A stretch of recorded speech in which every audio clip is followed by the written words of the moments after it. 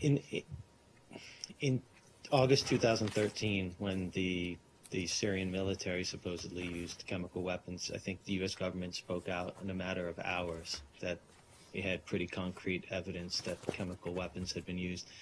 But I did a look back, and well into 2015 at least, you were still saying there was no credible reports that the Islamic State had used chemical weapons.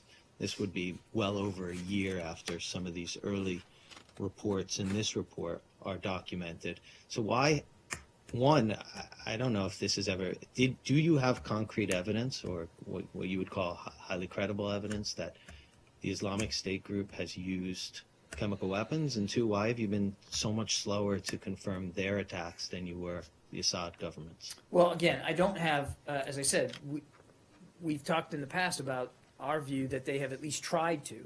I think we've been, careful about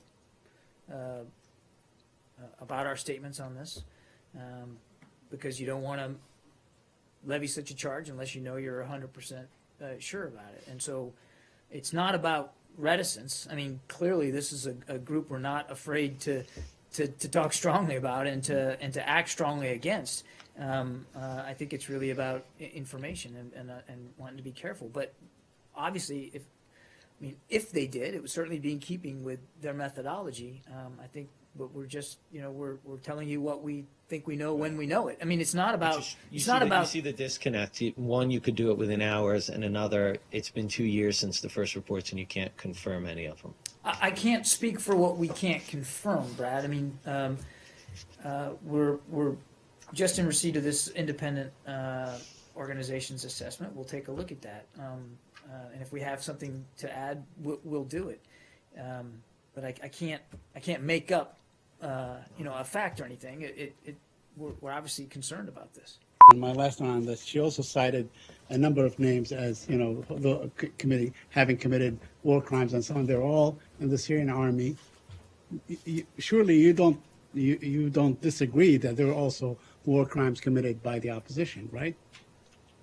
Look, I'm not going to. I'm not going to. There were names. I'm not going to elaborate. From the Syrian army, but we did not see or hear any names from the opposition that may have committed war crimes and targeted civilians. The purpose of, I'm not going to elaborate more on what the ambassador had to say yesterday. The purpose was to lay bare the information that we have with respect to violations by and atrocities committed by Syrian officials and Syrian military units.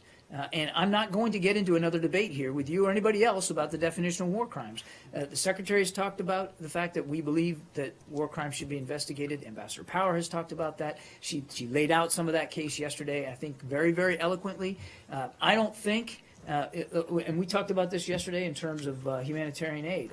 And when we have seen issues with the opposition not abiding by the cessation of hostilities, not allowing humanitarian aid, we've been very quick to bring the issue to their attention and to express our deep concern over that. But without question, Saeed, back to the conversation we were having about a mosaic of information. Without question, this mosaic of information and the information that we continue to glean from various sources, including intelligence sources, or that the vast majority, and I mean the vast majority, of violations of the cessation of hostilities, of bombing of innocent civilians, of destruction of innocent property and infrastructure, and the obstruction of humanitarian aid getting to desperate people are caused by the Syrian regime and their Russian backers. Period. It's not in dispute.